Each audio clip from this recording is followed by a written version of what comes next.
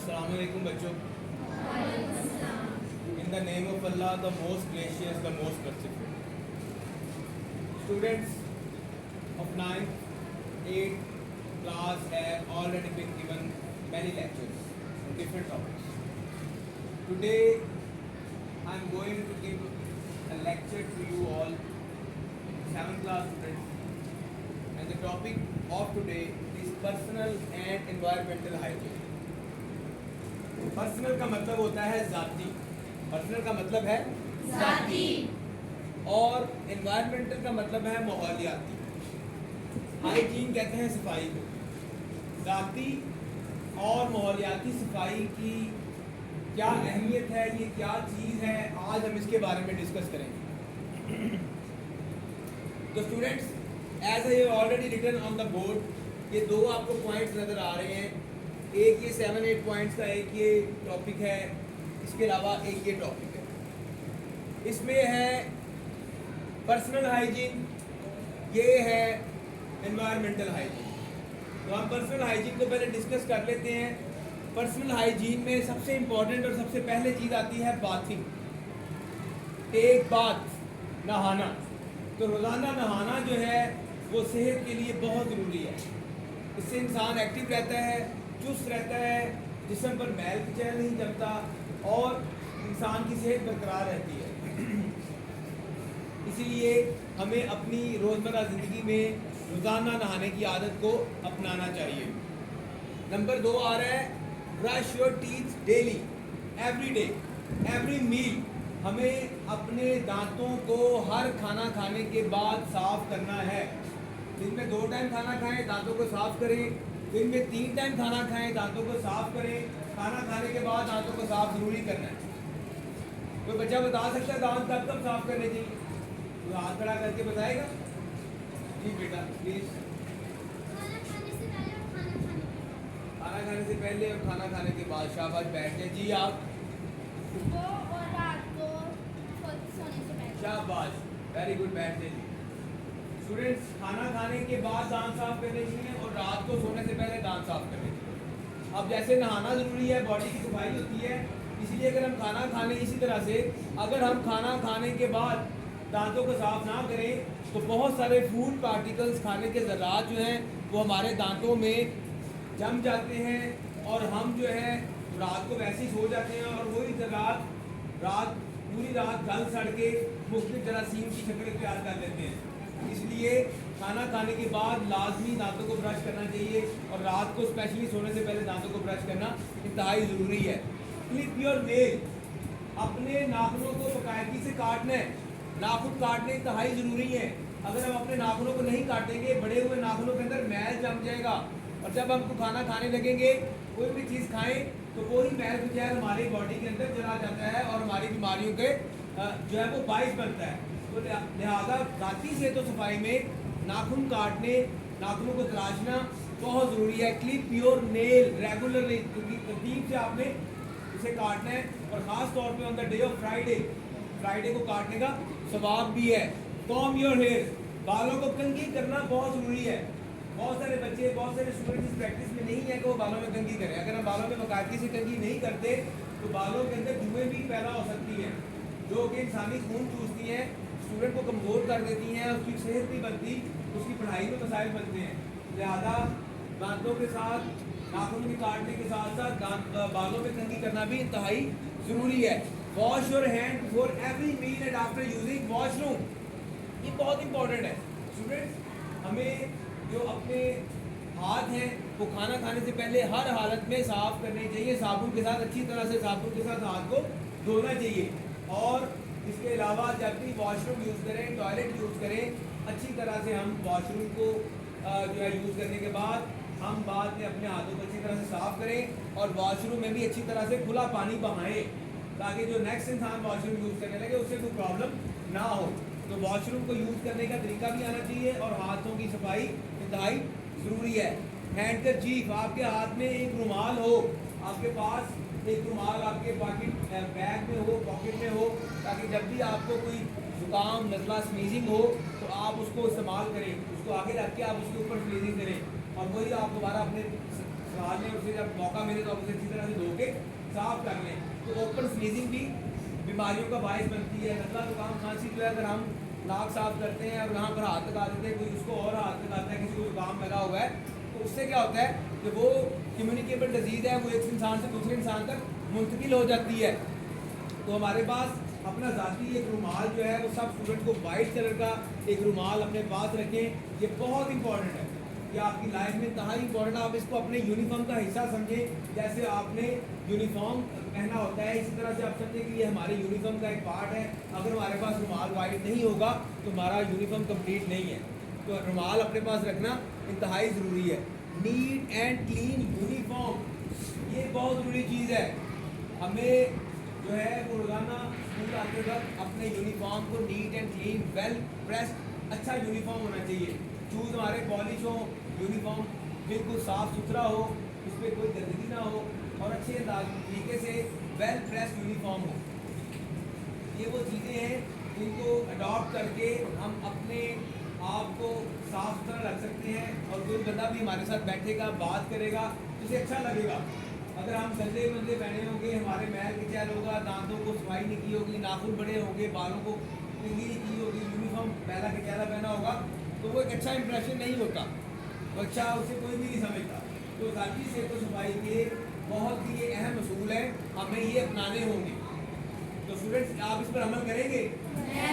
Very good. अब आगे हम आ जाते हैं एनवायरमेंटल जो हाइजीन है वो क्या है।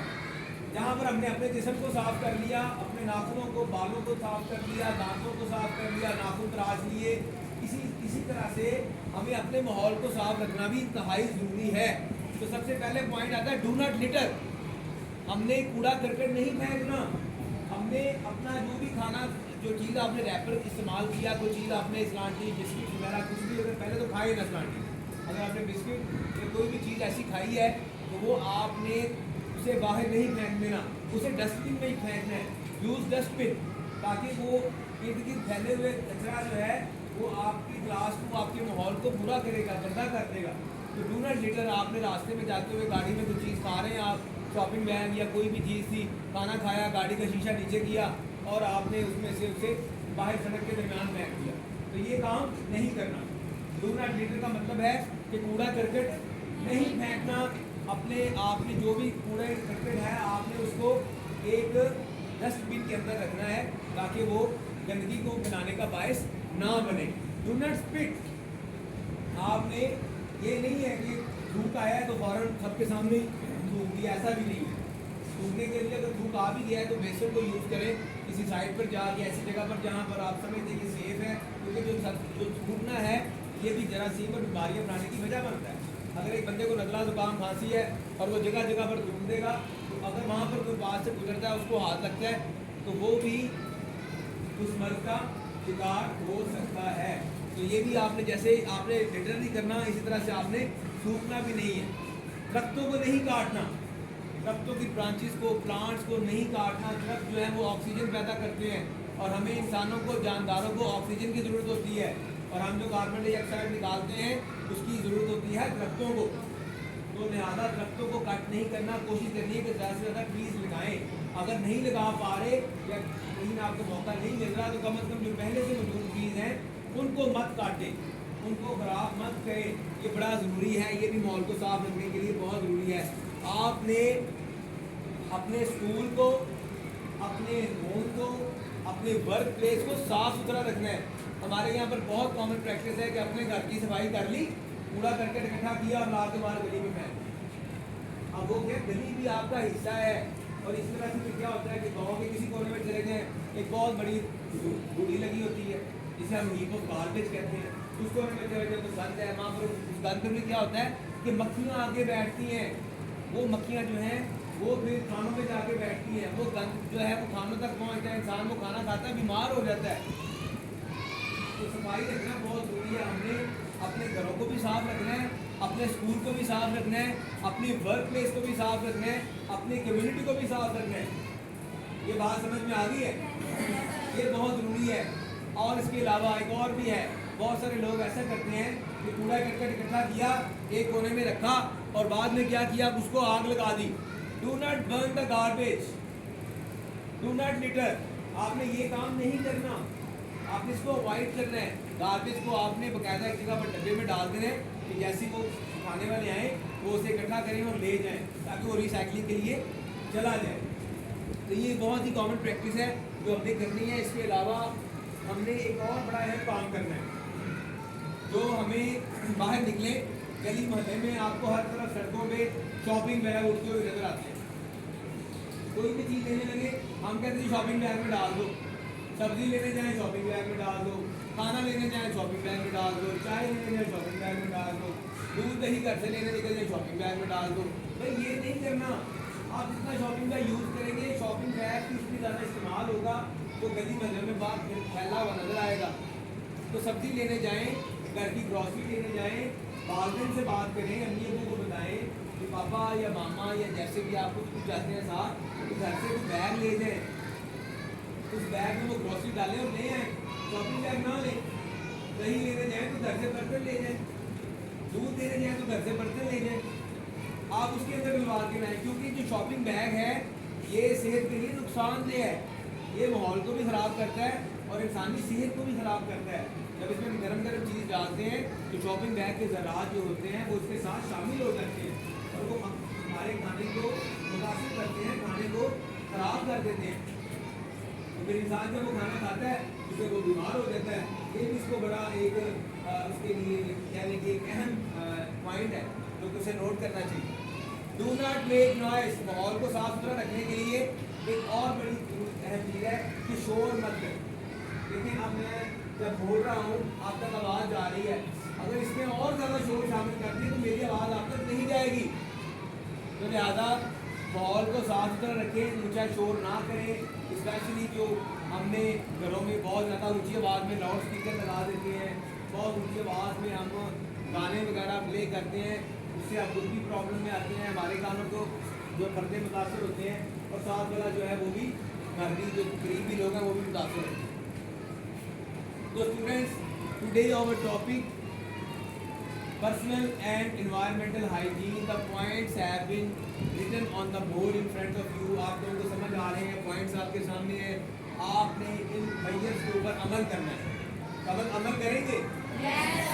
तो मैं अब आपसे सवाल पूछना चाहती हूँ तो पूछ सकते हैं। Kindly ask me question. कोई सवाल है तो पूछिए मुझसे। किसी बच्चे को समझ नहीं आई तो मुझसे पूछे के साथ मुझे ये बात बता दें। ये बच्चों कोई है बच्चा?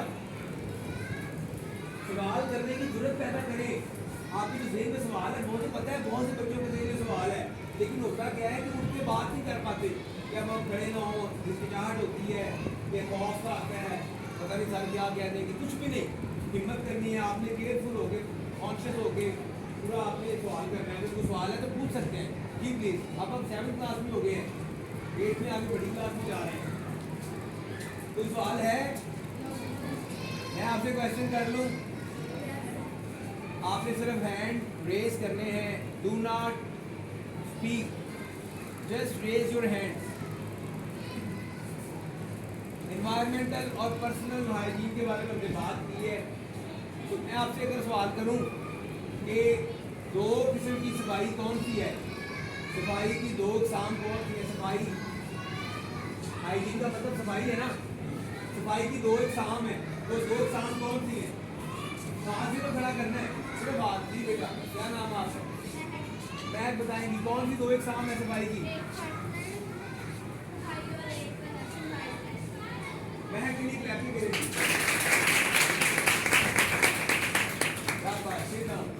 टू काइंड्स है, पर्सनल हाइजीन और एनवायरमेंटल हाइजीन। पर्सनल हाइजीन में क्या चीजें आती हैं? तो बच्चा हाथ खड़ा करे, रेज योर हैंड्स, अनदर बोलो आप बच्चा। जी बेटा, क्या नाम है आपका? जी मामा बताइए।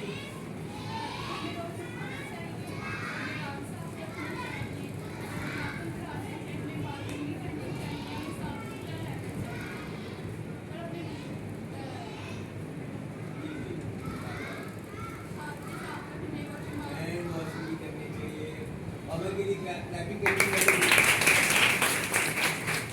ये उन्होंने बहुत अच्छे अंदाज से बताया कि हमारी जाती सफाई क्या है। अब मौलियाती सफाई क्या है वो कौन सा बच्चा बताएगा? जी स्टूडेंट प्लीज। आपका नाम बेटा क्या है? आयशा बताएंगी। जी